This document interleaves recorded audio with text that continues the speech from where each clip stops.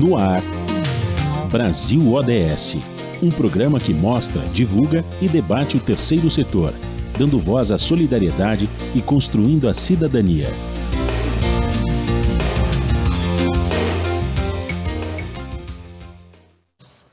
Bom dia, eu sou Joel Scala e começa agora o Brasil ODS, um programa do Observatório do Terceiro Setor, com apoio da FAPESP, a Fundação de Amparo à Pesquisa do Estado de São Paulo.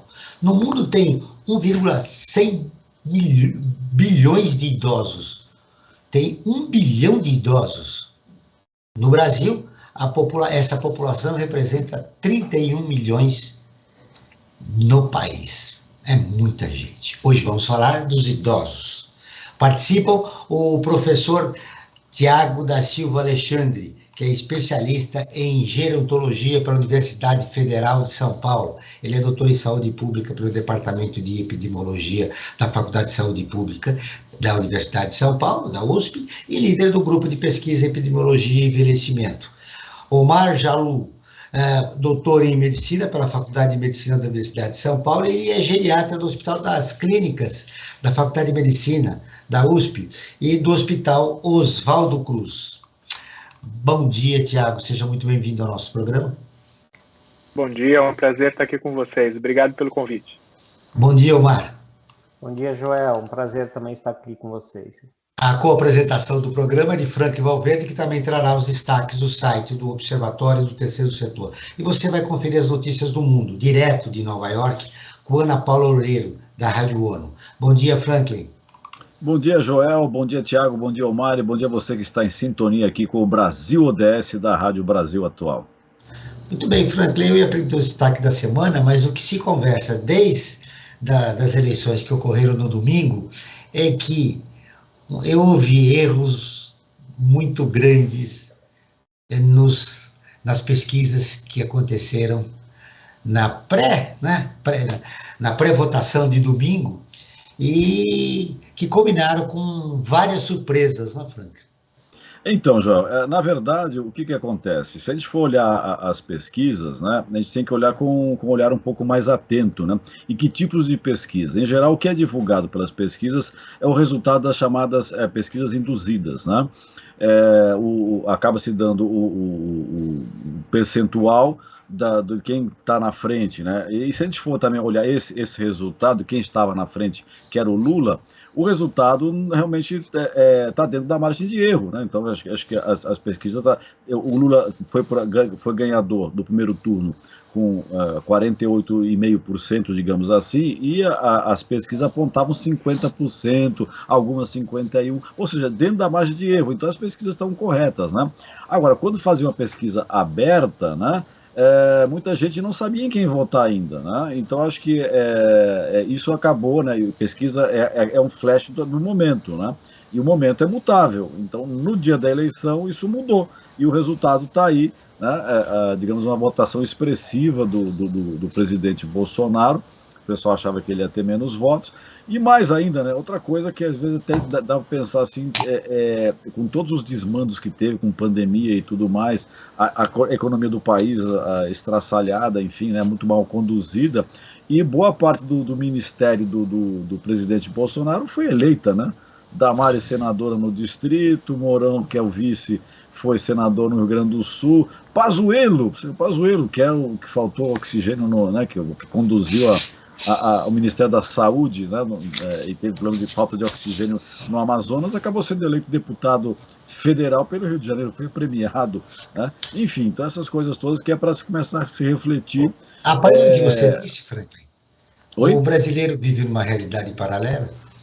Então, é curioso isso, né? Até brinco que talvez seja um certo espírito masoquista, né? Porque o pessoal sofre com uma série de políticas e, no entanto, acaba apoiando essas pessoas que foram as responsáveis por esse sofrimento que teve nos últimos 4 anos, né? Mas é uma coisa que fica clara, né? O país é um país conservador e boa parte dele nem conservador é reacionária. Tá aí as urnas que mostram isso claramente, né? E é um dado que tem que trabalhar, né? Para bem e para mal. Acho que a gente às vezes quer colocar certas coisas, o conservadorismo tem que ser respeitado, são visões de mundo, né? Agora, o reacionarismo eu acho que é complicado, acho que é complicado porque ele é nefasto, né? Então precisa ter muito cuidado com isso e acho que o Brasil precisa aprender, né, dessas lições que as urnas estão dando. Muito bem. Espero que, como a população vem envelhecendo, eu espero que nos torne mais sábios para fazer escolhas corretas. Precisamos, e que Joel. atendam a maioria da população brasileira. O número de brasileiros com 60 ou mais saltou de 22 milhões em 2012 para 31 milhões em 2021. Um crescimento de quase 40% no período. O país está envelhecendo, Omar. Existem políticas públicas para atender essa população? Eu acho que a gente ainda tem muito a avançar nesse aspecto de políticas públicas, principalmente para as pessoas mais velhas. Quando a gente vai pensar em política pública, o ideal é que a gente foque na promoção de saúde, porque fica muito difícil de você pegar essa grande número de idosos e só ficar apagando incêndio, sabe? É muito mais barato você tratar a pressão alta do que você reabilitar um indivíduo que teve um derrame. E esse, para mim, é o fundamental. O fundamental é que a gente chegue doente muito perto de morrer, porque isso sai muito mais barato, até pensando em política pública, nem só falando em qualidade de vida ou o que for, né? Mas se a gente for pensar, a gente não vai ter dinheiro para tudo isso. Não tem dinheiro para pagar tudo isso.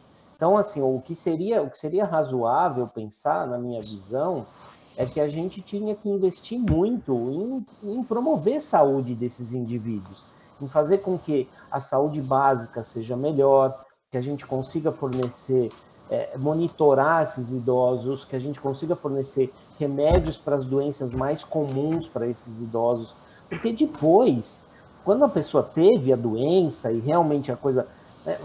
a gente tem vários exemplos, né? Se você pegar um câncer de intestino, por exemplo, no início, com uma colonoscopia você curou.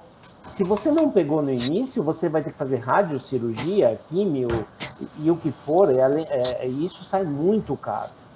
Então, eu acho que a política pública tinha que ser voltada para a promoção de saúde, tinha que ser agressiva na promoção de saúde. Fazer com que essas pessoas fiquem doentes, próximas de morrer. Não que a gente fique doente, aqui no Brasil, a gente fica doente com alguma desabilidade, alguma alteração com relação a atividades de vida diária ou atividades instrumentais de vida diária, perto de 12 anos antes de morrer.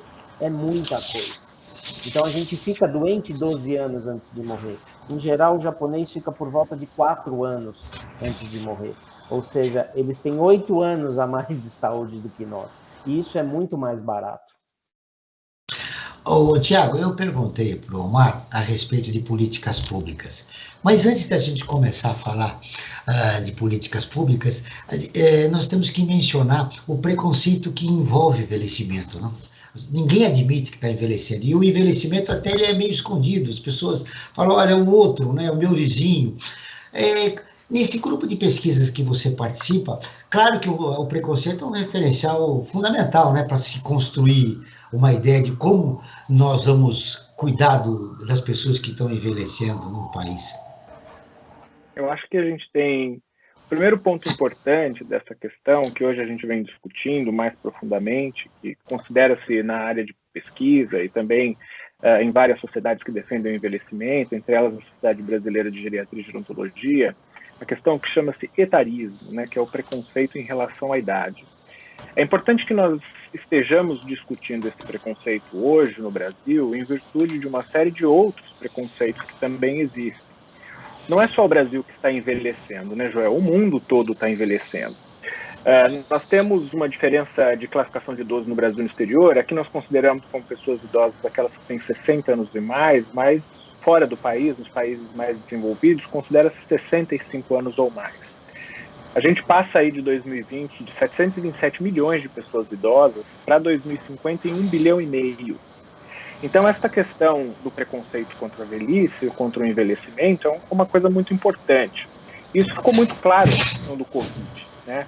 Se a gente for pensar um pouco em como é que os idosos foram tratados em relação ao Covid, como a população que mais tinha risco de pegar a Covid, depois a gente viu que isso não era verdade. Todo mundo tinha risco. O idoso tinha mais risco de morrer por causa da Covid, né? E todo o processo que foi desenvolvido para que os idosos ficassem em casa, fossem protegidos.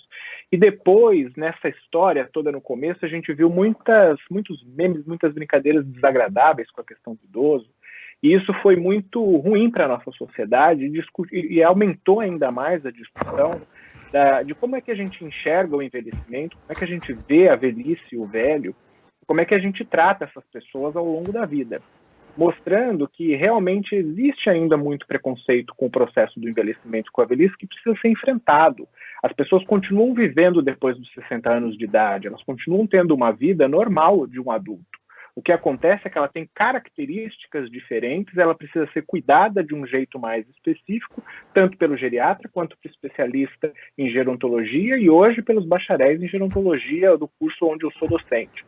Então a gente precisa entender esse processo do envelhecimento para poder tratar adequadamente, mas sempre nenhum tipo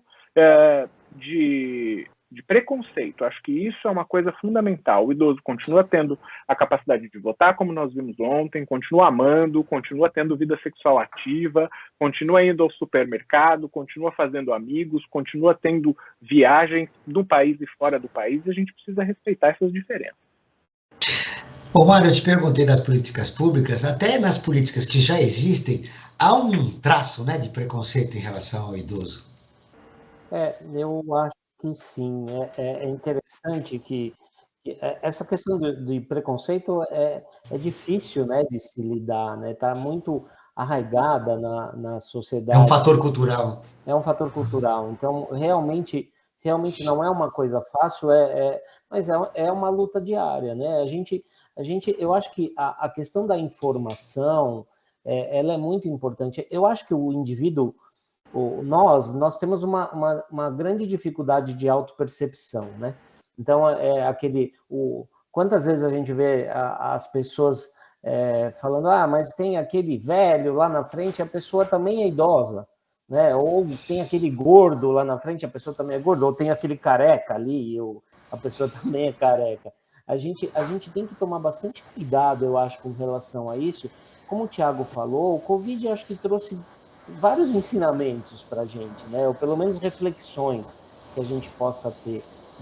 No início da questão do Covid, a discussão era que se os idosos iriam ou não iriam para a UTI, porque não ia ter UTI para todo mundo. E a questão, mesmo que não tem tudo para todo mundo, a questão não é da idade, né? Você pode ter um indivíduo de 50 anos acamado e um indivíduo de 90 anos fazendo maratona. Então, quem é esse indivíduo? Não pode ser só pela idade, né? Se a gente tiver que escolher, a gente vai ter que escolher, ou não que a gente não tenha que escolher, mas se a gente tiver que escolher, a idade é um fator, mas ela não pode ser um fator preponderante. A gente tem que perguntar quem é aquele indivíduo, qual a perspectiva desse indivíduo. Como o Thiago falou, hoje em dia, se a gente contar, poxa, as pessoas de 65, 70, 75 anos, elas estão extremamente ativas, né? Eu sempre falo que a Fernanda Montenegro foi indicada ao Oscar bem velha, né? Com bastante idade, né? Fernando Henrique foi presidente com bastante idade. O Lula tem bastante idade. Os dois candidatos a presidente são idosos, né? A gente falou de eleição, os dois são idosos. Então, o nosso maior comandante da nossa nação vai ser um idoso, seja o Bolsonaro ou seja o Lula, os dois têm mais que 65 anos. Então, como é que a gente pode achar que um idoso qualquer, a gente pode ter qualquer tipo de preconceito ou entender que quem é aquele idoso? Talvez esse idoso que a gente esteja falando seja o nosso presidente, porque qualquer um dos dois que ganhar vai ser idoso. Então, como é que eu posso falar aquele idoso? Aquele idoso pode ser o meu comandante, o comandante do país, né? Então, a gente precisa saber quem é o indivíduo. não pode ser só pela idade. Pela idade não dá para saber. Como eu disse, tem pessoas de 40 anos que são acamadas por alguma doença, por alguma possibilidade, ou o que for, e tem vários nonagenários que disputam corridas de grande distância. Então, eu acho que só a idade não é bom. Você tem razão, mas durante a pandemia a medicina teve essa discussão ética. Um jovem de 35 anos e um senhor de 70, quem que vai para a UTI? Ah, mas esse de 70 viveu mais, vai o jovem de 35. Isso aconteceu durante a pandemia, né? Aconteceu, ainda é que eu disse, eu acho que isso serviu para que a gente começasse a discutir. Isso é interessante, que a gente comece a discutir. É claro que na hora que os recursos são escassos, a gente tem essa discussão. É uma discussão que não adianta fugir da realidade, né? É uma discussão que a gente não gostaria de ter, mas é importante. Mas, de qualquer forma, a gente precisa saber qual é o indivíduo, quem é esse indivíduo. Não adianta, não dá para a gente falar, se eu falar assim para vocês, olha, eu tenho aqui 10 idosos de 80 anos. O que eu disse para vocês? Quase nada, né? Porque eu posso ter nesses 10 idosos de 80 anos, 10 idosos acamados, eu posso ter 10 idosos maratonistas, eu posso ser de um lado um maratonista, de outro lado um acamado. Eu não disse absolutamente nada para vocês. Eu só falei uma idade. E essas pessoas, eu posso ter um indicado ao Oscar, um presidente dos Estados Unidos, um presidente do Brasil. Eu não disse nada. O caso do presidente do Uruguai, né? Que é o ex-presidente do Uruguai, o Mujica, né? Mujica, isso. Mais de 80 anos era o presidente, foi considerado um dos melhores presidentes do país, né? Então, é um bom exemplo. Então, a gente falar idade por idade, eu acho que não é adequado. A gente tem que aprender. E eu acho que é legal dar os exemplos, por exemplo, do ex-presidente do Uruguai. São exemplos de pessoas com grande idade, muito velhos, né? Eles tinham um comando e foram muito bem sucedidos. Não só tinham um comando. E essa discussão tem que ser ampliada, viu, Omar? E aí eu quero colocar você, Tiago, nessa conversa também, ampliada com a aposentadoria. Eu aposentei, então eu tenho que me recolher e eu não sou mais economicamente ativo, eu saio do meu trabalho, e aí a pessoa acaba também, e aí é um aspecto cultural, né? A sociedade acaba se marginalizando. Tiago, quem envelhece, quem aceita o envelhecimento melhor, o homem ou a mulher? Essa é uma pergunta difícil de responder para você, viu, Joel? Porque, na verdade, eu acho que quando a gente pensa no processo do envelhecimento, a gente precisa se lembrar que a gente envelhece a partir do momento que nós nascemos. Então, há um processo de mudança que vai acontecer durante toda essa infância, durante toda essa adolescência, os comportamentos, as questões socioeconômicas, as questões de acesso à educação, as questões de acesso a serviço. Todo esse processo, ele vai ter uma diferença brutal na vida adulta e que depois terá impacto na vida e, consequentemente, chegará de uma forma diferente depois da aposentadoria. A gente não pode negar que o processo do envelhecimento ele é biológico, ele é psicológico, ele é socioeconômico. Então a gente não pode olhar para um processo final sem entender toda essa trajetória ao longo da vida. O homem e a mulher, ele tem algumas diferenças que são muito importantes, tanto do papel social, em relação à posição na sociedade, ao tipo de trabalho, à forma com que a sociedade vê o homem e vê a mulher, principalmente quando a gente está falando daquele indivíduo que hoje tem 70 anos, seja do sexo masculino ou seja do sexo feminino. Eles são produto de uma sociedade de 70 ou de 60 anos atrás, onde as questões de gênero eram muito diferentes das que são hoje. Então, quando a gente olha essa situação, a gente vê que as mulheres tinham menos educação, as mulheres idosas hoje, elas têm menos educação do que os homens tinham naquele momento. Hoje isso mudou bastante, mas a realidade há 70, 60 anos atrás era diferente. Isso tem diferença em relação a quanto de dinheiro esses homens e essas mulheres hoje ganham ou ganhavam durante toda a tua trajetória de vida. Vai ter diferença também acesso à cultura e acesso a bens e serviços. E também, consequentemente, depois disso, você vai ter mudanças biológicas. Nós temos mudanças temos diferenças de gênero, genéticas entre homens e mulheres. Nós temos uma diferença importante na exposição dos homens e das mulheres às questões de trabalho e também a comportamento. Os homens fumam mais, os homens bebem mais, têm mais acesso, usam mais drogas, consequentemente são mais expostos a alguns tipos de acidentes e violência, principalmente na faixa etária mais jovem. Eles têm algumas questões que aumentam o risco de doenças que matam mais, as mulheres têm mais fatores de risco para doenças que incapacitam mais. Então, você vai ter uma realidade que a gente chama de paradoxo saúde e doença homem e mulher muito distinta. Os homens têm doenças que matam mais, as mulheres têm doenças que incapacitam mais. E isso repercute de uma forma direta nas taxas de mortalidade distintas, masculinas e femininas, e na expectativa de vida do homem e da mulher. E como consequência, como o Omar estava comentando, a mulher, por ter algumas doenças que incapacitam mais, ela tende a fragilizar mais do que os homens, que é uma síndrome geriátrica, e ficar mais dependente. O homem fica menos tempo fragilizado e morre mais. Então, tudo isso tem uma repercussão direta também na questão de quem tem uma saúde melhor ou quem envelhece melhor e como essa questão da aposentadoria vai se dar para o homem e para a mulher. Porque, obviamente, que com essa expectativa de vida masculina melhor, infelizmente, o homem tende a viver menos e se aposentar e viver menos tempo aposentado. Mas eu acho que a questão é muito complexa, sabe, Joel? Ela envolve uma série de fatores que a gente precisa pensar. E sem contar, eu vou retornar um pouco na conversa do sistema de saúde, das leis que você estava mencionando anteriormente. Eu acho que a gente até tem um arcabouço legal, bastante robusto. O Estatuto da Pessoa Idosa, que antes era Estatuto do Idoso, agora é Estatuto da Pessoa Idosa. O próprio Sistema Único de Saúde, as leis do Sistema Único de Saúde, elas são bem estruturadas.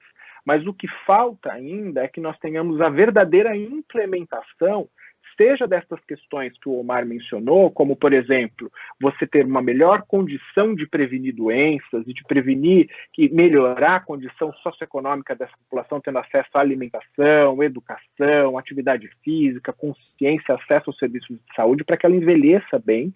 E quando esse indivíduo entrar nessa situação que o Omar comentou, doente, com mais dependência, que ele tenha acesso a uma rede de cuidado de alta complexidade que funcione, que dê realmente o suporte quando ele precisa, né? Porque muitas pessoas, isso vai aumentar muito no país, é o número de pessoas dependentes que precisam de instituições de longa permanência, que antigamente eram conhecidas como asilos. E hoje nós não temos um sistema que funcione muito bem, e depende muito da ajuda das entidades filantrópicas, que muitas vezes não recebem a quantidade de dinheiro suficiente para que possam funcionar adequadamente. Isso não foi discutido, por exemplo, na eleição.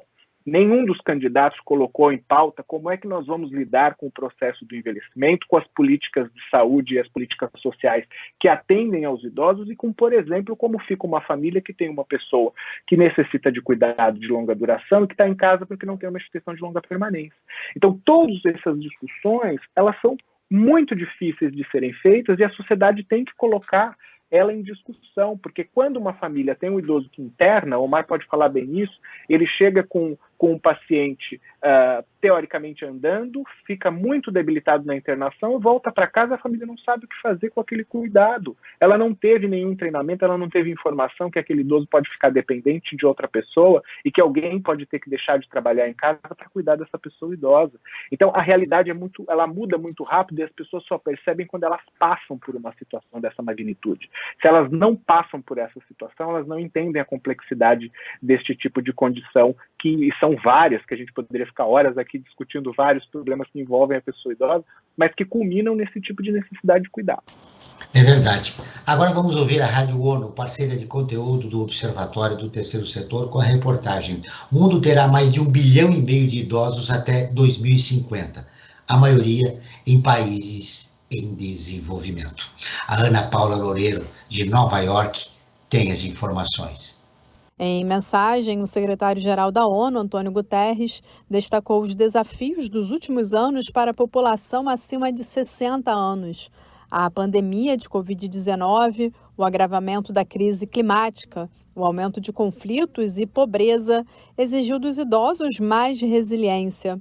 Por isso, o tema deste ano é resiliência de pessoas idosas em um mundo em mudança. As celebrações em Nova York ainda reforçam a contribuição das mulheres mais velhas. A ONU ressalta que, enquanto as mulheres idosas contribuem significativamente, suas experiências permanecem amplamente invisíveis e desconsideradas, além de serem limitadas por desvantagens de gênero acumuladas ao longo da vida. Segundo as Nações Unidas, a interseção entre a discriminação com base na idade e no gênero agrava as desigualdades novas e existentes, incluindo estereótipos negativos que combinam o preconceito de idade e o sexismo. Da ONU News em Nova York, Ana Paula Loureiro. Continuamos com o Brasil ODS, um programa do Observatório do Terceiro Setor, com apoio da FAPESP, a Fundação de Amparo à Pesquisa do Estado de São Paulo. Hoje falando sobre idosos no Brasil com Tiago da Silva Alexandre e Omar Jalou. Frank, agora nós vamos com a nossa enquete. O que os nossos seguidores votaram a respeito do tema do programa de hoje? É verdade, João. Antes de falar da enquete, eu queria só complementar que o programa de hoje, Idosos no Brasil, está vinculado ao ODS 3, né? E o ODS 3 trata de saúde, boa saúde e bem-estar, dizendo que de que forma devemos assegurar uma vida saudável e promover o bem-estar para todos em todas as idades, né? E também dizer que o ODS, os Objetivos do Desenvolvimento Sustentável, fazem parte da Agenda 2030 da ONU, por um pacto global por um mundo mais justo e sustentável. E nós aqui do Observatório, né, a cada programa que nós realizamos na Rádio Brasil Atual, fazemos uma enquete. Não tem base científica, mas serve para ter uma ideia da temperatura do momento, né, sobre o tema que nós vamos tratar. E nós fizemos a seguinte pergunta para o programa de hoje, né, Idosos no Brasil. Você acha que a população idosa está aumentando? E essa percepção é bastante clara para as pessoas que responderam à nossa enquete. 90% das pessoas disseram que sim, que percebem claramente que o Brasil realmente tem uma população que está crescendo de idosos, né? E eu tenho uma questão para colocar tanto para o Tiago como para o Omar, né? As pessoas vão se preocupar com a idade, né, com ser idoso, quando já chega lá, né? Ou agora já fiz 60 anos, preciso começar a ter um certo cuidado, vou começar a procurar um geriatra, vou começar a fazer exames anualmente para acompanhar uma série de coisas que, em geral, as pessoas não fazem, principalmente os homens, de maneira geral, né? Então, eu pergunto para vocês, né? Quando que a gente deve começar a se preocupar com o envelhecimento? Qual o melhor momento da vida de mesmo começar a se preocupar que vai envelhecer, o que está envelhecendo, como mesmo o Tiago disse, né? Você nasceu, você já, nos 5 minutos depois, você já está um pouco mais velho, e assim, né, sucessivamente. Mas qual a melhor idade para começar a se preocupar com relação ao envelhecimento? Vou começar pelo Omar. Essa é uma pergunta, sabe, Franklin, muito comum da gente ouvir. E como o Tiago falou, o tempo é inexorável, né? Então nós estamos mais velhos agora do que no começo da nossa entrevista. É simples assim, né? Nós estamos envelhecendo. Eu tenho a impressão, e daí é uma impressão muito pessoal, se a gente for simplesmente por número, a gente vai falar que você procura, a gente denomina o indivíduo idoso acima dos 60 anos aqui no Brasil, como o Tiago falou. Eu acho que você tem que procurar mais cedo. Eu acho que a gente acaba colhendo o que planta, e se você for fisiologicamente, quando você chega na 4ª década de vida, você começa a ter um declínio fisiológico, então você começa a ter mais dificuldade de ganho de massa óssea, de ganho de massa muscular, né? Você começa a aparecer algumas doenças com mais frequência do que antes. Então, eu acho que a gente tem que se preocupar com o envelhecimento desde quando a gente nasce. Então, sabe, a questão de fazer atividade física, hábitos saudáveis de vida, isso sempre. Mas de uma forma mais sistematizada, eu acho que se você deixar para ir para depois dos 60, 65 anos, muita coisa a gente vai ter dificuldade de reverter. Vale a mesma coisa que da minha primeira fala, a gente tem que pensar muito mais em prevenção. E prevenção se faz muito antes. Eu acho que a partir da 4ª década é o momento que você realmente tem que se preocupar com mais afinco em relação ao envelhecimento. Tiago. Eu concordo com o Omar. e vou puxar aqui um gancho do que ele falou de uma forma muito importante, que eu acho que a gente precisa passar uma mensagem, muitas vezes, para os ouvintes que estão aí do outro lado. E o Omar e eu trabalhamos muito especificamente com uma coisa que se chama sarcopenia. E a gente sabe cada vez mais que a quantidade de músculo que a gente tem e que a gente preserva ao longo da vida é uma coisa extremamente importante, não só para garantir independência ao longo de todo o processo da vida, incluindo a velhice. Hoje a gente sabe que a quantidade de músculo que a gente tem e mantém tem uma relação direta com a capacidade do nosso sistema imune de funcionar bem, o nosso metabolismo funcionar bem. Existem estudos com crianças mostrando que as crianças que praticam atividade física na infância desenvolvem mais massa muscular ao longo da vida e, consequentemente, aquelas que desenvolvem menos têm mais doença cardiovascular, mais distúrbio do metabolismo da glicose e dos lipídios e mais risco de infarto agudo do miocárdio no futuro. Então, para responder essa sua pergunta, eu diria o seguinte: é importante começar a tomar várias medidas que podem. Não existe essa coisa de prevenir o envelhecimento, pelo menos a gente ainda não conhece nada que possa comprovar isso, mas assim, existem algumas medidas que vão melhorar a sua condição de saúde e evitar que você envelheça com mais prejuízos. Uma delas é a boa alimentação, é uma quantidade regrada de comida, não aumentar muito o número de quantidade de alimentos ingeridos, porque isso vai fazer com que você ganhe peso. O aumento de gordura, principalmente no abdômen, é extremamente nociva, e principalmente a questão de manter a sua musculatura. Então, praticar atividade física desde a infância, e depois que você ganha o seu pico de massa muscular, por volta dos 25, 30 anos, você deve começar a praticar exercícios resistidos, ou seja, musculação, porque você vai fazer uma poupança de músculo. E essa poupança de músculo vai garantir o teu futuro. Então, se você consegue comer uma quantidade adequada de proteína, comer uma quantidade adequada de carboidrato, que é a proteína que forma o músculo, você faz o exercício resistido, você vai ter, consequentemente, menos gordura no abdômen, menos inflamação, com sua musculatura em dia, você tem o seu sistema imune melhor, você tem o metabolismo da sua glicose melhor, você tem o metabolismo do seu colesterol melhor, consequentemente, você tem menos risco de doença cardiovascular, entre outras coisas que nós poderíamos ficar aqui horas conversando. Mas eu acho que é importante que as pessoas entendam, comer muito não é bom. Eu tenho que comer uma quantidade adequada de proteína e carboidrato e fazer exercício físico, seja ele aeróbio, seja ele resistido. Acho que essa mensagem é importante que a gente deixe para o nosso ouvinte, porque eu estudo especificamente o envelhecimento muscular e a gente tem visto repercussões muito prejudiciais para aqueles que perdem massa muscular ao longo do envelhecimento. O suicídio cresce entre idosos no Brasil e preocupa especialistas. O Ministério da Saúde indica que brasileiros com mais de 60 anos tiraram a própria vida, saltou de 6,8% a cada 100 mil habitantes em 2010 para 7,8% em 2019.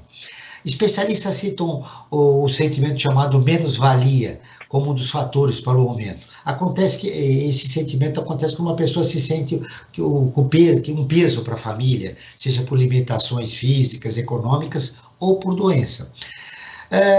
Quais outros fatores que podem estar ligados a esse problema do suicídio do idoso no Brasil, Omar?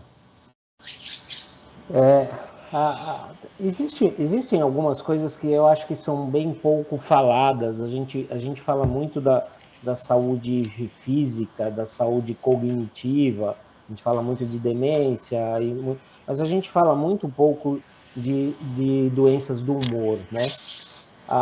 Existe uma coisa que é muito, muito claro para mim no envelhecimento e faz com que a gente tenha um envelhecimento muito ruim, que é a falta de propósito.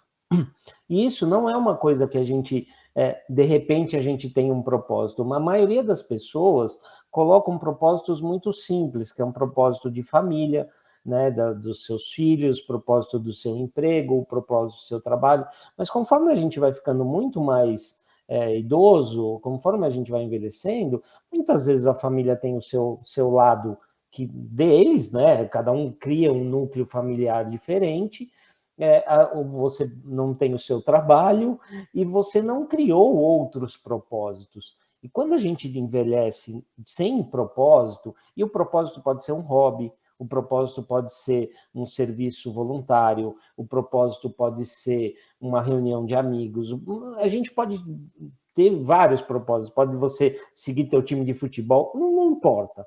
Mas você precisa ter um propósito, na minha visão, fora do núcleo família-trabalho. Porque esse núcleo pode ou não acontecer, né? Você tem que ter um propósito teu. E eu acho que a grande falta de propósito, a falta de você se programar para o envelhecimento, e a programação do envelhecimento, como o Thiago falou, várias coisas, ainda tem a programação financeira, tem a programação de propósito, tem um monte de programação que impacta muito no envelhecimento.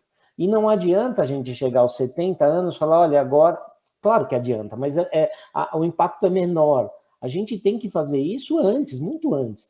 Por isso que quando o Franklin perguntou quando é que se procura um geriatra ou não, ou um gerontólogo, a gente aborda essas coisas. Abordar a questão do envelhecimento como um todo vale, por exemplo, para abordar isso. Que a grande maioria desses indivíduos que se suicidam, a gente pode ver alguns dados, por exemplo, o viúvo se suicida muito mais que a viúva, 6 vezes mais. Por que ele se suicida? Porque a mulher, em geral, é mais dinâmica. Ela consegue ter propósitos melhores. Ela consegue ser mais diversificada do que os homens. Então, o viúvo, a hora que perde a parceira, tem 2 caminhos. Ou ele fica doente e se suicida, ou ele casa de novo. A viúva, não. A viúva tem uma possibilidade muito maior, porque é muito mais... A mulher é muito mais heterogênea, ela consegue outros propósitos com mais facilidade do que o homem. E por isso que o envelhecimento masculino também ele tem que ser também olhado por essa forma. E eu realmente acho que o grande diferencial é você ter um objetivo de vida. Tiago, qual é a sua opinião sobre o aumento de suicídios entre idosos no país? Eu concordo com o Omar, eu acho que o caminho é realmente esse, e a gente tem encontrado também muitas pessoas morando sozinhas, tem aumentado muito o número de idosos que moram sós. E se a gente não tem este propósito de vida, não tem essa resiliência, muitas vezes, para se reinventar dentro das dificuldades e das adversidades que a vida e o processo do envelhecimento trazem para os indivíduos, quando isso não é possível, as pessoas entram num processo, muitas vezes, de depressão, que é muito prevalente e, às vezes, pouco diagnosticada e tratada, e aí a gente tem esses elementos culminando com o pior, que é o suicídio da população idosa. E muitas questões envolvem o suicídio, né? São questões sociais, são questões econômicas, são questões de gênero e vários elementos que fazem com que esse suicídio aumente, e entre eles essa questão do propósito de não se sentir, como você mesmo mencionou, muitas vezes útil para alguém, ou para si mesmo, ou para a sociedade. E aí isso também vem ao encontro da discussão do etarismo que nós tivemos no início da conversa. Então, o processo de envelhecimento, ele tem diversas facetas e elas estão todas entrelaçadas, né? A gente não consegue nunca puxar um único fio sem desenrolar um novelo enorme de problemas que podem vir à tona quando a gente discute, porque o ser humano é complexo e o indivíduo idoso, como ser humano, também é complexo. É importante dizer, Tiago, que há 2 tipos de envelhecimento no país. O envelhecimento da população de baixa renda e da alta renda. Da renda ou da baixa renda, o idoso tem idosos que trabalham até os 70 anos de idade.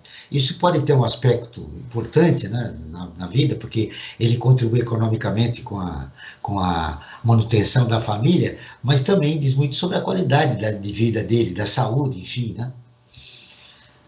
Sem dúvida. Eu acho que a gente tem um elemento fundamental aí para ser discutido, que aqueles que são socioeconomicamente menos providos, eles vão sofrer mais com uma série de desvantagens e, consequentemente, terão uma série de problemas de saúde em detrimento daqueles que têm uma condição socioeconômica melhor. Para nós termos uma ideia, se nós dividirmos a população entre brancos e pretos, você vai ver que a expectativa de vida dos pretos é muito menor do que dos brancos. Então, isso já é uma questão importante do ponto de vista socioeconômico, e é um reflexo da questão socioeconômica e do racismo e de outras questões estruturais que existem no Brasil. Se você pensar que essas pessoas, por uma série de componentes socioeconômicos, vão ter dificuldade de acesso aos serviços de saúde, e os estudos que nós temos acesso no Brasil e fora dele mostram que as pessoas negras ou pretas têm menos acesso ao serviço de saúde do que as pessoas brancas, e muitas vezes o acesso aos serviços de saúde das pessoas brancas é muito de maior qualidade do que aquele que as pessoas pretas ou negras conseguem quando têm o acesso. Então, isso é, de uma certa forma, uma importante diferença social do Brasil, que obviamente repercute na condição de saúde e na taxa de mortalidade. Então, não podemos fingir que isso não acontece no Brasil, porque acontece e vai ter um impacto enorme na velhice, né? Então, a gente precisa olhar para isso de uma outra forma e tentar levar condições de igualdade social para as pessoas e, ao mesmo tempo, a igualdade de acesso aos serviços para que elas sejam tratadas da mesma maneira. Acesso aos serviços públicos é fundamental. Omar, os dados do mapa da desigualdade feita pela Rede Nossa São Paulo revelou que o idoso dos jardins vive muito mais que o idoso das periferias da nossa cidade, seja na Zona Leste ou na Zona Sul. Eu acho que vai de encontro aí com o que o Thiago falou, né? A gente faz os estudos por bairro, é uma coisa muito interessante, porque até bairros que são colados, mas faz diferença, né? A diferença é enorme. Certamente isso tem a questão sociocultural, econômica da nossa população, porque o acesso à saúde, a saúde no mundo inteiro, ela está cada vez mais cara, porque ela está cada vez mais tecnológica. Então, a gente tem muita dificuldade de organizar a questão financeira. Não dá para a gente fechar os olhos com relação a isso. Agora, de novo, eu vou voltar à questão a questão financeira, em alta complexidade, a gente é um poço sem fundo, a alta complexidade, porque é muito caro. Agora, a saúde básica, bem feita, ela não é tão cara, e ela deveria ser, na minha visão, um foco do serviço público. O Thiago falou muito bem. O que a gente ouviu falar de saúde para as pessoas mais velhas nessa eleição? Eu não ouvi falar absolutamente nada. Nada, eu não ouvi ninguém falando sobre isso. Então, assim, esse é um problema, talvez o maior problema que o país vai enfrentar com relação à saúde. É muito caro cuidar, como o Thiago falou, a pessoa, um indivíduo interna qualquer, uma questão, sei lá, um indivíduo mais velho interna com pneumonia no hospital, ele trata a pneumonia, só que ele sai do hospital pior do que ele estava antes de ter a doença, porque ele sai com perda muscular, ele sai desnutrido, ele sai com a parte cognitiva, psicológica pior. Então, a gente devolve esse indivíduo para a sociedade muito pior do que quando ele chegou. Aqueles indivíduos que têm mais recursos, eles podem fazer uma reabilitação, e eles podem voltar mais ou menos ao que era antes. Mas e quem não tem recurso? A gente pega esse indivíduo que internou com pneumonia, volta, ele não vai fazer fisioterapia, ele não vai fazer reabilitação, ele não vai ter acesso aos melhores remédios. E o que vai acontecer com esse indivíduo idoso? Vai ficando cada vez mais doente e vai morrer mais cedo. Então, não dá para se olhar, na minha visão, de uma forma tão simplista, né? Por exemplo, vamos deixar um hospital para tratar a pneumonia do idoso. Não dá para ser assim. Não dá. A gente tem que olhar de uma maneira mais realista mesmo, do que realmente acontece. Vai perguntar para aquele indivíduo da periferia se ele pode deixar de trabalhar para cuidar do idoso. Vai perguntar, ele não pode deixar de trabalhar. Ah, não, mas ele não cuida. Como é que ele vai cuidar? Ou ele trabalha para pôr comida, ou ele cuida daquele indivíduo idoso. É o que aconteceu durante a pandemia com muitas famílias, né? Muitas Nós famílias. continuamos com o Brasil ODS, um programa do Observatório do Terceiro Setor, com apoio da FAPESP, a Fundação de Amparo à Pesquisa do Estado de São Paulo. Hoje falando sobre idosos do Brasil, com o professor Tiago da Silva Alexandre e o médico Omar Jalou. Você quer ficar informado sobre projetos, causas sociais e direitos humanos? Ouça a dica do Frank Valverde. É simples, basta seguir o Observatório Terceiro Setor nas redes sociais e acompanhar as informações do Brasil e do mundo. No Instagram, @Observatório 3 Setor. No facebook.com/Observatório 3 Setor. Nos dois casos, o 3 é em numeral. E os nossos programas de rádio, como esse que nós estamos fazendo aqui agora, também estão disponíveis no nosso canal do Observatório no YouTube. Lá você também encontra entrevistas e quadros como Você Sabia e Você Conhece, que mostram aspectos ignorados da história e refletem sobre a nossa sociedade. Basta buscar por Observatório 3, em numeral, Setor. O Tiago citou a ausência da discussão sobre o idoso no Brasil durante a campanha eleitoral. E nós vamos trazer uma informação aqui. O número de idosos aptos a votar também cresceu no Brasil. Em 2018, eram um pouco mais de 12 milhões de eleitores que tinham mais de 70 anos. Este ano são 14 milhões, quase 15 milhões de brasileiros que têm direito ao voto. Esse crescimento é muito importante para a democracia, desde que os problemas do idoso no Brasil sejam retratados, né, na realidade, através do parlamento, através de políticas públicas. Tiago? Eu acho que vai crescer e vai crescer mais, porque a população vai envelhecer. À medida que a população for envelhecendo, a proporção de pessoas idosas vai aumentar e a proporção de pessoas idosas que vão votar também vai aumentar. O que eu acho importante nessa discussão é que os idosos, além de votar, eles vão ter que estar cada vez mais organizados do ponto de vista social para que eles possam exigir os seus direitos. Sejam direitos voltados a coisas menos complexas até coisas mais complexas. A gente fez uma pesquisa há muitos anos atrás, mostrando, por exemplo, uma coisa simples. O idoso não se preocupa com a questão da capacidade funcional, que é a capacidade dele de desempenhar atividades do dia a dia, até que ele tenha uma dificuldade para desempenhar atividades do dia a dia. Então, quer dizer, essas questões que envolvem os problemas de saúde que impactam na vida dele, enquanto ele não passa por esse problema, ele não se preocupa. É como nós. Se nós não temos nenhuma limitação funcional, nós nem nos preocupamos com isso, porque isso não é parte do nosso dia a dia. Isso passa a nos preocupar a partir do momento em que isso acontece. Então, questões de serviços de atenção primária à saúde. E aí eu vou complementar o que o Omar falou, que eu acho que é fundamental. Nós, infelizmente, temos uma quantidade muito pequena de pessoas na atenção básica que conhecem os problemas que envolvem a saúde do idoso. Então, a gente precisa, dentro das políticas e da hora do voto, pedir para que essas pessoas tenham mais conhecimento sobre envelhecimento e melhor treinamento para diagnóstico precoce das questões que envolvem a velhice. Depois de diagnosticado, eu preciso aumentar, por exemplo, o número de especialistas que tratam essas pessoas. Então, geriatras, especialistas nas mais diversas áreas da gerontologia, para que essas pessoas possam ir para a média complexidade e sejam atendidos por profissionais altamente capacitados e que entendam das questões que envolvem a velhice.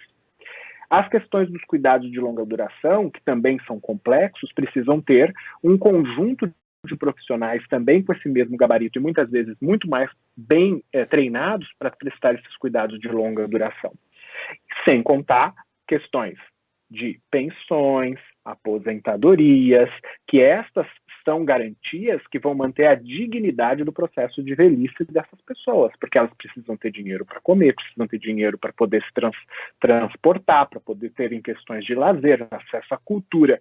Então, tudo isso precisa de uma reorganização do grupo de indivíduos com 60 anos ou mais para que cobrem dos políticos estes direitos que eles precisam ser mantidos e melhorados. Fundamental para melhorar a qualidade de vida, sobretudo do idoso da população de baixa renda. Eu estou com só 8 minutos de programa, correu muito tempo, o tema foi muito interessante, a gente só deu um registro sobre idosos do Brasil, com certeza os nossos dois convidados serão novamente instados a voltar aqui para a gente continuar essa discussão. Mas eu queria terminar fazendo além das considerações gerais, uma última pergunta. Frank, você quer dar um destaque final?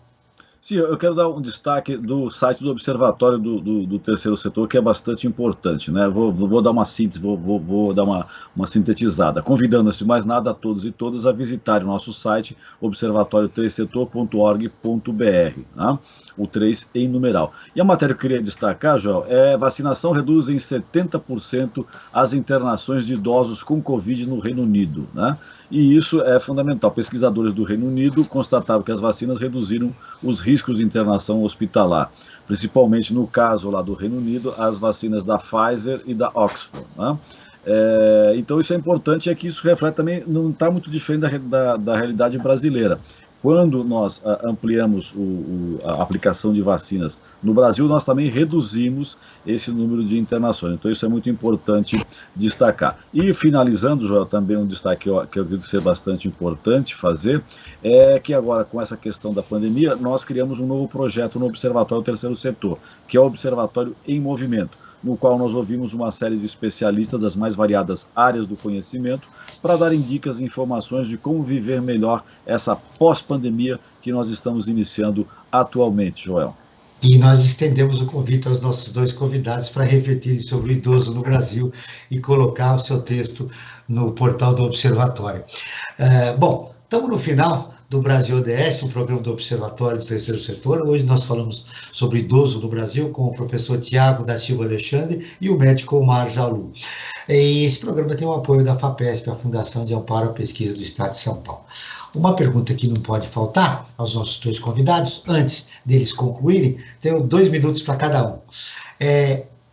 O sexo na vida do idoso, né? A gente sabe que há alguns anos atrás, acho que começou-se na década de 90, o homem teve um estímulo com o Viagra e tal, e pôde dar, digamos, um alento à vida do idoso que se sentia marginalizado, sobretudo em relação a isso. Mas eu queria a opinião de vocês a respeito do sexo na vida do idoso. Posso começar com você, Omar? Essa é uma pergunta bastante interessante, porque existe um trabalho muito bem feito no New England, que é uma revista bastante conceituada, com relação à sexualidade e envelhecimento, e uma coisa que chama bastante atenção é que a grande maioria dos indivíduos mais idosos gostaria de conversar com o seu médico sobre sexualidade. Eu acho que, para mim, a chave é essa.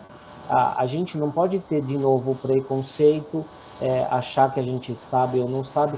Vocês profissionais de saúde, se perguntarem sobre sexualidade na terceira idade, vocês vão ter histórias magníficas, histórias sensacionais, né, com relação a isso, que tira muito do nosso preconceito.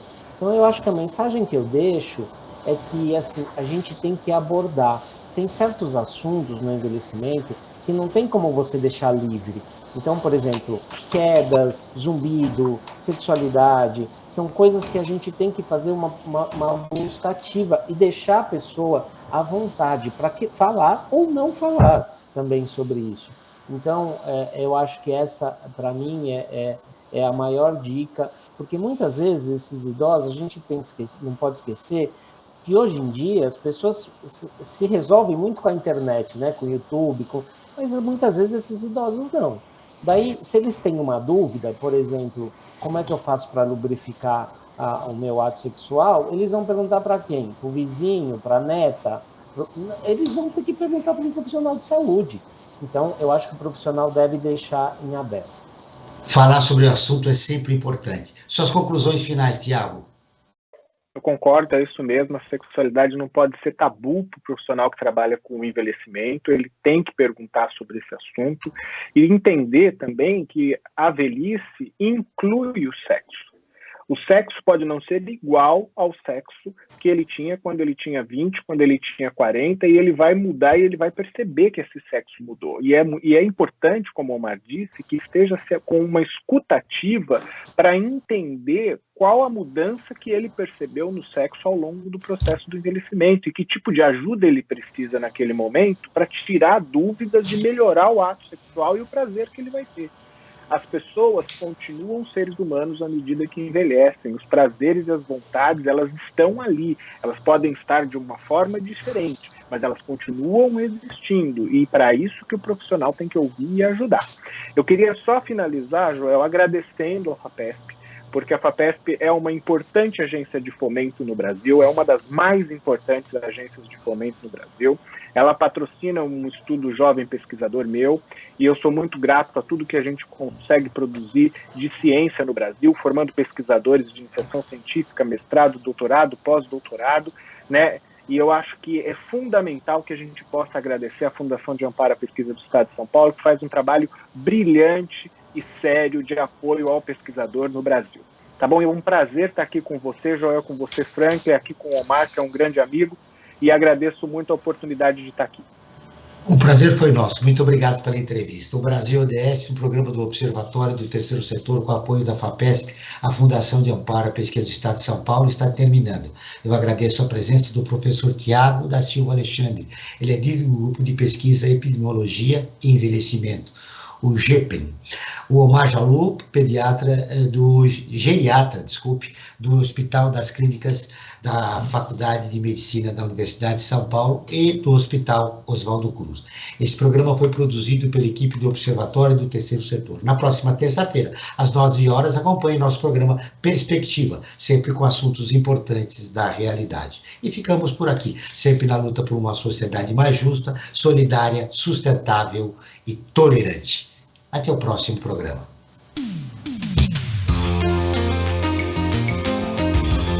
Você acabou de ouvir Brasil ODS, um programa do Observatório do Terceiro Setor.